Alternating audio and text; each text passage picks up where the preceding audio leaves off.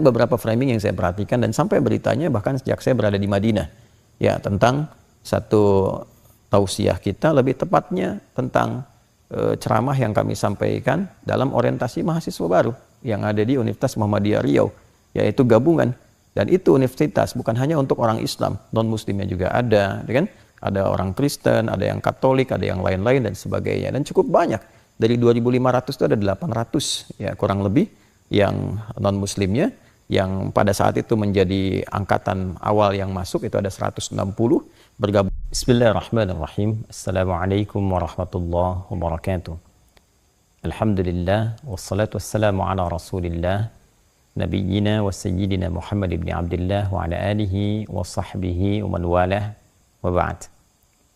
Saudara-saudariku, semoga video ini menemui kita semua dimanapun kita berada, dalam keadaan baik, dalam keadaan sehat, dalam keadaan diberi petunjuk oleh Allah Subhanahu wa Ta'ala untuk mendata dan menjalani seluruh aktivitas kita sehingga bernilai mulia dan berpeluang mendapati ridha dan cinta Allah Subhanahu wa Ta'ala. Teman-teman dimanapun berada, satu kali ada kisah yang cukup viral diutarakan dalam periode berkehidupan Nabi Sallallahu Alaihi Wasallam di Al-Madinah Al-Munawwarah. Saat beliau satu kali keluar dari kediaman menuju masjid dan terlihat rona wajah beliau tidak biasa. Ada kondisi yang menjadi catatan di antara sejarawan bahwa ada sosok tertentu di kalangan masyarakat pada saat itu yang gemar sekali membuat satu framing untuk mewujudkan satu konten yang tentunya diharapkan bisa diupload ke lingkungan masyarakat sehingga bisa ramai penyimaknya, ramai diskusinya, dan menyebar kontroversinya. Dalam suasana itu, terlihatlah keadaan Nabi yang tadi ditampilkan, sehingga sosok ini merasa bahwa ini peluang untuk membuat satu framing, membuat satu konten yang baru, dan mengemas itu menjadi sebuah informasi, sebuah kontroversi, sehingga terkesan ramai di masyarakat. Entah tujuan apa yang diharapkan, tentu itu kembali kepada niat yang bersangkutan. Secara singkat, ia merasa bahagia dengan keadaan Nabi yang tengah dialami, dan dengan itu ia membawa pasir, ia kemudian seakan lempar-lemparkan seperti ini dengan kedua tangannya. Lalu ia mulai menyebarkan berita dengan framing yang dimaksudkan dan mengatakan Muhammad SAW telah menceraikan istri-istrinya. Muhammad SAW telah menceraikan istri-istrinya. Dan ini seketika cepat menyebar. Lalu tertangkaplah suasana itu oleh sahabat mulia Umar bin Khattab radhiyallahu ta'ala anhu. Umar yang menyadari framing yang jahat ini, konten yang tidak baik ini, lantas segera meluruskan dengan suara yang sangat tegas, menggelegar. Beliau sampaikan bahwa Nabi Muhammad SAW tidak menceraikan istri-istrinya. Tidak benar. Muhammad SAW tidak menceraikan istri-istrinya. Tidak benar. Rasulullah SAW tidak menceraikan istri-istrinya. Atau kama qala Umar bin Khattab radhiyallahu ta'ala anhu. Dalam suasana itulah kemudian Allah Subhanahu wa Ta'ala menurunkan satu ayat yang sangat penting. Dan ayat ini kelak terletak di surah keempat An-Nisa di ayat ke-83. Ketika Allah Subhanahu wa Ta'ala berfirman, "Wa idza ja'ahum amrum minal amni awil khaufi adza'u bih walau radduhu ila rasuli wa ila ulil amri minhum la'alimahu alladhina yastanbituna minhum walaula fadlullahi wa rahmatuhu lattaba'tumus syaitan illa qalila." Teman-teman, Allah Subhanahu wa Ta'ala memberikan satu gambaran yang sangat penting lewat ayat ini dengan mengatakan wa idza ja'ahum amrum minal amni awil khaufi adza'u bih. Ada segelintir masyarakat yang memiliki satu aktivitas yang kontroversial. Dia suka membuat satu konten, dia suka memframing keadaan, tak peduli baik keadaan itu amnu awil khauf, keadaan yang sedang nyaman atau keadaan yang sedang menggelisahkan, yang penting punya konten. Ya, dan ketika mereka mendapati konten itu, wa idza ja'ahum amrun, ya apabila mereka mendapati peluang itu minal amni awil khauf, baik itu keadaan yang tenang-tenang saja atau sedang menggelisahkan, adza'u bih, mereka segera memframing itu untuk di broadcast. Ya, adza'u itu dari kata adza'a, akarnya dari kata idza'ah. Ya, idza'ah sekarang diterjemahkan dengan broadcast, ya, atau juga bikin ya upload, ditampilkan bentuk konten dan sebagainya. Kalau dulu bentuknya melalui syair-syair, kalau dulu bentuknya melalui publikasi-publikasi secara manual. Nah, dikembalikan. Lalu Allah memberikan satu pelajaran penting, pedoman bagi umat Islam yang memiliki iman dalam jiwanya. Nah, pedoman pertama, walau radduhu ila rasul wa ila ulil amri minhum la'alimahu alladhina yastanbitunahu minhum. Sekiranya akan lebih bijak bila berita yang didengar itu, berita yang didapatkan itu. Jadi ada orang bikin konten, publikasikan, bikin framing. Orang-orang beriman itu tipikalnya tidak langsung menerima begitu saja. Dia cek dulu. Akan lebih bijak kata Allah sekiranya itu dikembalikan kepada sumber informasi utamanya. Karena tadi kisahnya tentang Rasul, coba cek ke Rasul, benar nggak berita itu? Atau wa ila al-ulil amri, ya, atau kepada yang punya otoritas. Yang punya otoritas di sini, ya kalau kita sekarang yang mengatur jalur informasinya, dicek urutannya kemana, dicek ini sumbernya dari mana, dicek ini frekuensinya apa, dicek urutan-urutannya kemana. Nah, sehingga ketemu secara keseluruhan, tersimpulkan dengan baik, oh paham maksudnya apa. Oh ini secara konteksnya seperti ini. Oh ternyata tidak seperti yang disampaikan. Sehingga kesimpulan itu bisa diambil dengan sempurna dan baik. Nah, di bagian terakhir, ini ada sesuatu yang sangat penting untuk kita garis bawahi ketika Allah mengatakan walaula fadlullahi wa rahmatuh lattaba'tumu syaitana illa qalila. Kalau bukan karena rahmat Allah dan keutamaan yang Allah berikan pada insan yang beriman, tentu provokasi yang ditampilkan oleh orang-orang yang terjebak godaan setan ini, bahkan di situ setan ditempatkan sebagai objek. Ya, jadi orang-orang yang seringkali memframing, seringkali membuat konten-konten dengan tujuan-tujuan yang tidak baik, hanya untuk keramaian, hanya untuk mendapatkan perhatian, kontroversi dan sebagainya, itu disifati oleh Al-Quran dengan sifat yang sangat tegas. Ya, perilaku yang menyimpang yang selayaknya tidak dilakukan kecuali oleh setan. Nah, ini jadi persoalan. Ya, kemudian illa qalila, kecuali orang-orang yang betul-betul beriman yang paham, oh ini persoalan ini tidak penting, oh ini persoalan ini tidak benar. Jadi ada segelintir orang yang Allah tanamkan pada jiwa mereka yang tidak peduli dengan hal-hal yang demikian. Allah tanamkan pada diri mereka, paham, oh ini sesuatu yang tidak benar, sesuatu yang tidak baik untuk diikuti, dan sebagainya. Nah, namun, penting untuk kita ketahui bahwa dalam beberapa kaidah yang mengiringi penafsiran ayat-ayat Al-Quran, ada satu bagian yang sangat penting sekali untuk kita ketahui bersama. Bahwa jika terjadi satu peristiwa, tidak disebutkan siapa namanya, kapan kejadiannya, maka ini berpotensi peristiwa dimaksud akan terjadi lagi di masa depan. Dengan substansi yang serupa, dengan cara yang berbeda. Caranya tidak sama, waktunya tak serupa, tempatnya bisa berbeda, perangkatnya tidak sama, tapi substansinya serupa. Yaitu ada framing yang tidak baik, ditujukan dengan cara yang tidak benar, hanya untuk mendapatkan hal-hal yang kontroversial. Entah niat kembali kepada pemiliknya dan pembuatnya masing-masing. Apakah dunia, apakah perhatian. Nah, dalam konteks kekinian, perangkatnya bisa berubah. Media sosial, bisa YouTube, bisa Instagram, bisa Facebook, bisa macam-macam. Tujuannya kembali kepada pembuatnya masing-masing. Tapi prinsipnya ada sesuatu yang serupa. Senang banget kalau ada konten-konten tertentu yang kira-kira bisa jadi kontroversi. Ya, senang banget memframing sesuatu yang kira-kira menjadi perdebatan, jadi rame. Tujuannya kembali ke masing-masing. Wallahu alam, apakah subscriber, apakah AdSense, apakah nambah peminatnya, apakah macam-macam, apakah pemenuhan nafsu dan sebagainya. Tapi poin yang penting disampaikan di sini, insan beriman itu akan punya prinsip dalam dirinya. Dia punya dua hal. Yang pertama, dia akan selalu mencoba meng-cross-check kebenaran. Apa yang terjadi? Dia kembalikan kepada sumbernya. Dia cek apa konteksnya. Dia lihat apakah ini benar atau tidak. Kemudian yang kedua, dia selalu megang prinsip, ya, kebenaran di atas segalanya dengan berdasarkan petunjuk Allah Subhanahu wa Ta'ala. Pada hal-hal yang sudah dia ketahui, oh ini orang yang cuma cari kontroversi, cari keramaian, sehingga pada yang demikian itu dia menganggap berita-berita yang sampai pada yang demikian tidak penting, mengabaikan, ya, tidak dianggap, tidak dipedulikan, karena telah diketahui yang ini hanya butuh kontroversi, ini butuh keramaian saja, sehingga yang seperti itu dalam Al-Quran itu diarahkan untuk diabaikan, tidak dipedulikan. Nah, yang paling menarik, ada kisah kedua, teman-teman sekalian. Ini nanti yang memberikan respon yang sangat tegas dalam Al-Quran dengan turunnya surah ke-24 An-Nur di ayat ke-19 khususnya. Ya, kisah ini ada terkelit berkelindan juga dengan sikap dan sifat tentang framing dan pembentukan konten-konten yang kontroversial.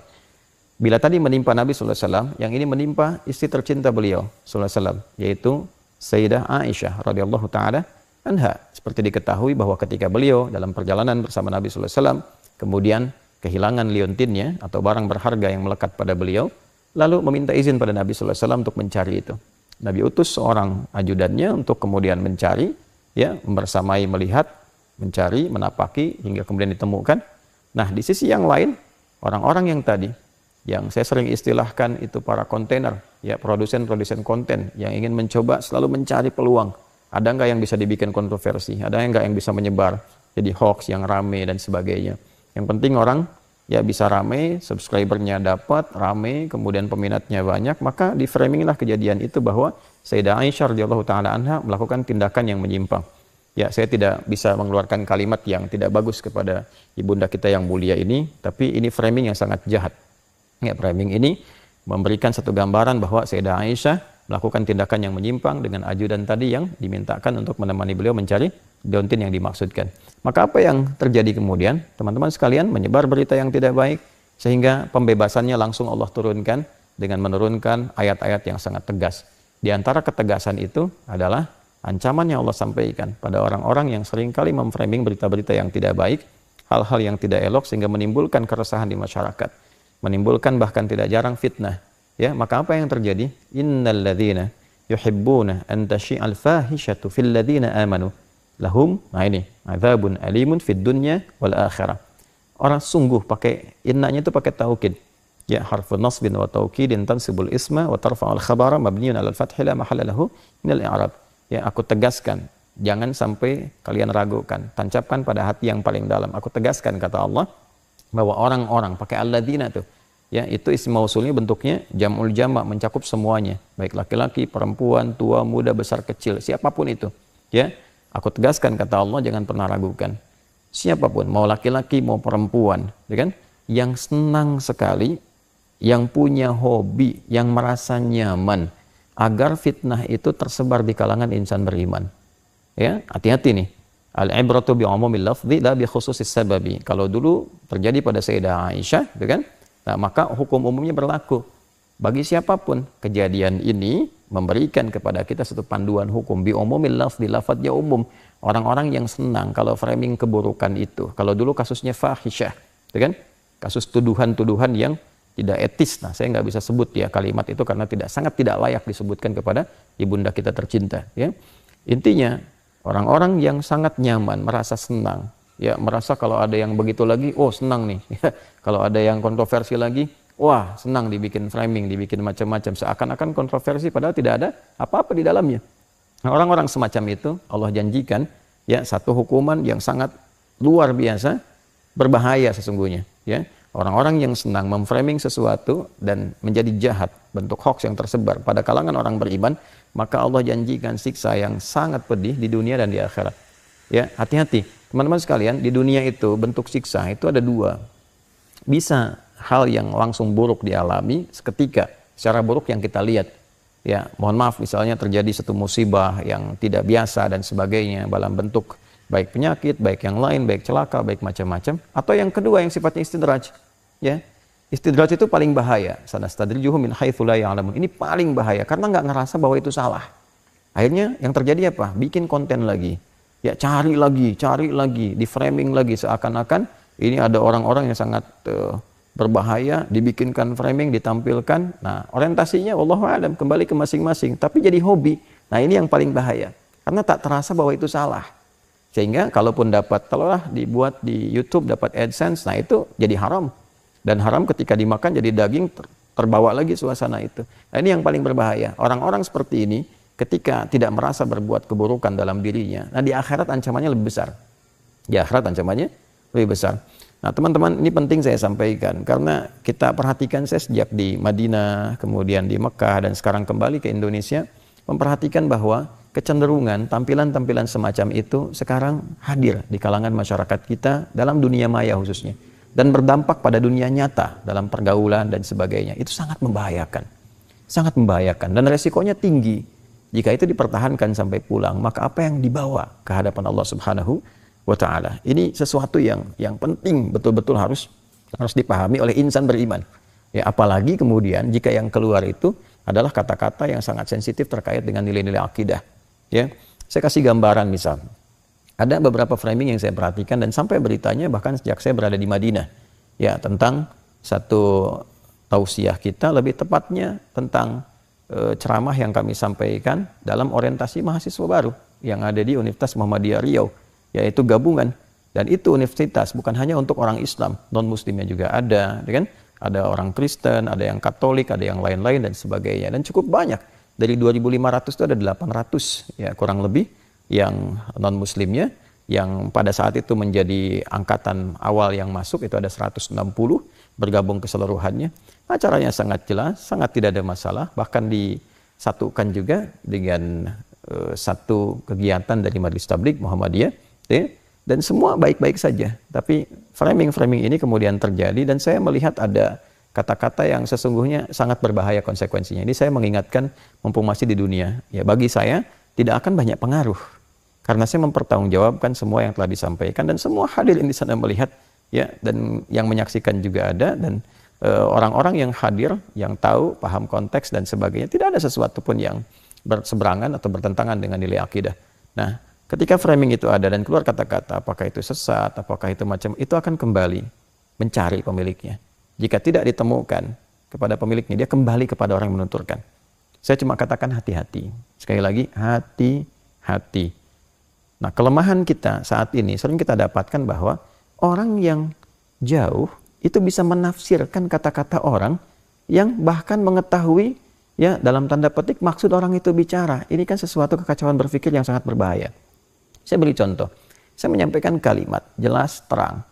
Dan kita seorang ustadz, ya, paham Quran, paham hadis, ngerti. Apalagi dalam masalah akidah itu kita sangat ketat, tegas dalam setiap kesempatan. Ya kan? Bijak dalam setiap penyampaian itu yang dipegang. Karena ada data-data historis dan sebagainya mengajarkan kepada kita bersikap. Ya kan? Bagaimana mungkin ada orang yang tidak hadir, hanya memframing situasi dimaksudkan, tiba-tiba bisa menafsirkan dan menghukumi. Dan orang yang tafsirkan itu masih hidup. Masih ada. Dia yang tahu maknanya, dia yang paham artinya, tiba-tiba kemudian muncul orang-orang tertentu memberikan framing lalu menafsirkan dan menghukumi dan menjadi lebih benar dibandingkan penutur itu sendiri. Ini sesuatu yang sangat berbahaya. Nah, jadi saya hanya ingin menyampaikan mesti hati-hati karena kita, tanggung jawab kita untuk menyampaikan selesai. Ya, ini bukan dalam konteks klarifikasi, dalam konteks memberikan pengingat bahwa hati-hati. Tanggung jawab kami mengingatkan selesai. Tanggung jawab orang-orang yang berbuat demikian, baik di kasus itu ataupun kasus yang lain. Ya, seringkali juga kita dapati kasus lain. Dan ini, ya, menariknya, orang-orang yang terlibat di hal-hal demikian seringkali punya pola-pola yang sama dari sejak 2015, 2016 sampai sekarang. Bikin video, framing, rame, nanti dihapus tuh. Kemudian nanti, ya, seperti itulah. Ya, itu bagi kami tidak penting.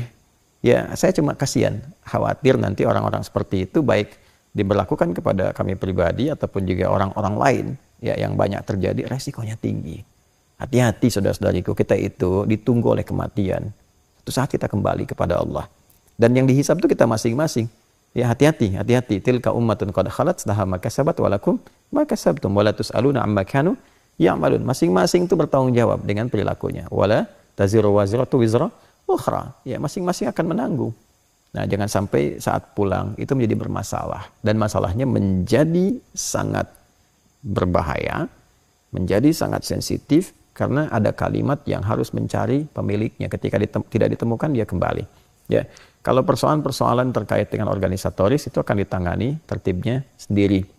Misal, dalam 2 kali kesempatan, kita ada kegiatan yang diselenggarakan oleh Muhammadiyah. Baik di Universitas Muhammadiyah Jakarta yang ramai dulu, framing kasus Asy'ara dan sebagainya. Yang kedua di Umri kemarin yang diramaikan juga, itu biarkan nanti roda organisasi bergerak dengan sendirinya. Tertibnya dengan sendirinya, sikapnya dengan sendirinya. Tapi tanggung jawab kita sebagai bagian dari ulama, ya, bagian juga dari duat untuk mengingatkan supaya hati-hati. Hati-hati kita dipertanggungjawabkan di hadapan Allah Subhanahu wa Ta'ala. Itu poin yang sangat penting untuk disampaikan, untuk diuraikan, sehingga bila perilaku-perilaku itu terjadi di masa depan, potensi-potensi yang ada itu bisa diredam terlebih dahulu. Saya kira itu yang penting untuk diketahui. Semoga Allah mengampuni kita semua, memaafkan kita semua, dan membimbing kita ke jalan-jalan kebaikan. Itu saja, semoga sekali lagi ini bisa bermanfaat. Semoga Allah maafkan kita, merahmati kita. Subhanakallahumma rabbana wa bihamdika, asyhadu an la ilaha illa anta, nastaghfiruka wa natubu ilaik. Alhamdulillahirabbil alamin. Assalamualaikum warahmatullahi wabarakatuh.